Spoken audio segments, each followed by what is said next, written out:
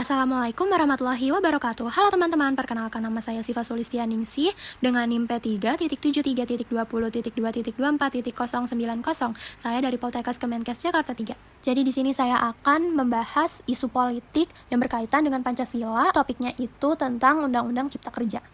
Sebelum masuk ke topik yang serunya, saya akan menjelaskan apa sih UU Cipta Kerja itu. Jadi, Undang-Undang Cipta Kerja, juga dikenal sebagai Omnibus Law, adalah peraturan yang diresmikan di Indonesia untuk meningkatkan investasi dan menciptakan lapangan kerja. Kalau kita ngebahas Undang-Undang Cipta Kerja ini tuh sebenarnya bakal panjang banget, karena seperti yang kita tahu, ini dimulai pada tahun 2020 dan di situ udah banyak demonstrasi ketika menjadi rancangan undang-undang. Nah, sekarang sudah menjadi undang-undang, juga masih banyak demonstrasi yang terjadi gitu, teman-teman. Nah, sekarang kita masuk ke latar belakang Undang-Undang Cipta Kerja. Yang pertama ada peningkatan investasi, di mana pemerintah Indonesia ingin meningkatkan investasi domestik dan asing untuk mendorong pertumbuhan ekonomi. Sebelum Undang-Undang Cipta Kerja, regulasi yang dianggap tumpang tindih dan birokrasi yang berbelit sering menghambat investasi. Yang kedua, ada penciptaan lapangan kerja.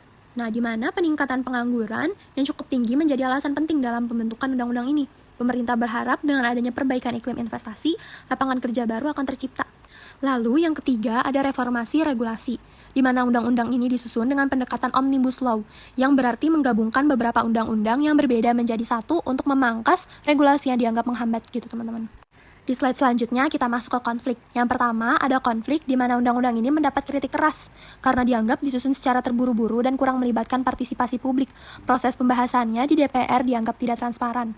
Indonesia kan menganut sistem demokrasi ya teman-teman, di mana demokrasi itu artinya dari rakyat, oleh rakyat, untuk rakyat. Nah, di sini DPR itu tidak melibatkan masyarakat yang menyulutkan api kemarahan masyarakat, karena di sini tuh undang-undangnya juga diciptakan untuk para buruh di Indonesia. Padahal seperti yang kita tahu, DPR artinya Dewan Perwakilan Rakyat. Ketika DPR itu melaksanakan tugasnya tetapi tidak mendengarkan suara rakyat, jadi namanya apa? Bukan DPR kan teman-teman. Jadi begitu menurut dari masalah pertama, lanjut kita ke masalah yang kedua. Banyak pasal dalam undang-undang ini dianggap merugikan pekerja dan lingkungan. Contohnya itu perubahan dalam ketentuan pesangon, upah minimum, dan perlindungan lingkungan. Untuk masalah yang kedua ini akan dibahas lagi selanjutnya di slide paling akhir ya, karena ada lagi undang-undang yang baru di tahun 2024. Ke slide selanjutnya, di mana status akhir dari undang-undang Cipta Kerja yang tahun 2020 ini ya. Jadi Undang-Undang Cipta Kerja ini disahkan oleh DPR pada 5 Oktober tahun 2020 dan ditandatangani oleh Presiden Joko Widodo pada tanggal 2 November 2020. Ini tuh proses perubahan dari RUU menjadi undang-undang ya teman-teman.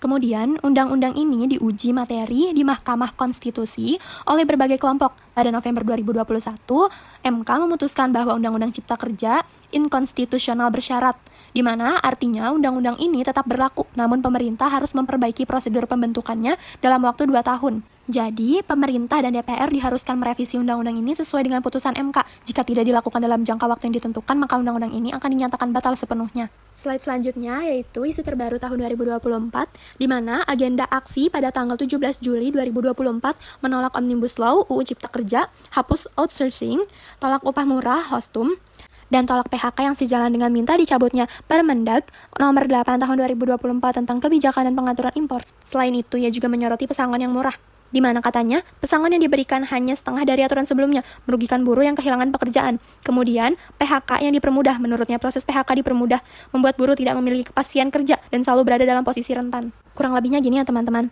sudah di PHK dipermudah, uang pesangonnya murah, ya memang di situ dikatakan sesuai ketentuan satu kali aturan yang diatur dalam undang-undang. Tapi dalam pelaksanaannya itu hanya 0,5 kali aturan orang yang bermasa kerja 30 tahun. Seperti kita yang sudah bekerja 30 tahun, kalau pakai Undang-Undang nomor 13 dengan gaji rata-rata 5 juta, maka itu bisa mendapat pesangon sebesar 300 juta sampai 400 juta. Minimal 200 juta lah gitu sebutnya. Nah, dilanjut lagi, tetapi dengan menggunakan Undang-Undang Cipta Kerja, pesangonnya hanya 20 juta. Bahkan ada satu perusahaan masa kerjanya 30 tahun, pesangonnya hanya 2,5 juta. Jauh banget gak sih teman-teman? Jadi tadi adalah pernyataan dari Said Iqbal yang mengikuti demonstrasi yang saya kutip dari CNBC Indonesia. Jadi, nasib Undang-Undang Cipta Kerja nomor 8 tahun 2024 masih berlaku, meskipun terus mendapat sorotan dan penolakan dari berbagai kalangan. MK telah menyatakan undang-undang ini cacat formil dan memberi waktu 2 tahun untuk diperbaiki. Jika tidak, undang-undang tersebut bisa dinyatakan inkonstitusional secara permanen. Jadi, kesimpulan dari presentasi saya, pengesahan Undang-Undang Cipta Kerja yang dinilai terburu-buru dan disahkan oleh DPR, banyak pihak yang menganggap hal tersebut bertentangan dengan nilai Pancasila, terutama sila keempat, yaitu kerakyatan yang dipimpin oleh hikmat kebijaksanaan dalam permusyawaratan perwakilan. Sekian presentasi dari saya, kurang lebihnya mohon maaf. Saya Siva Sulistianingsih. Wassalamualaikum warahmatullahi wabarakatuh.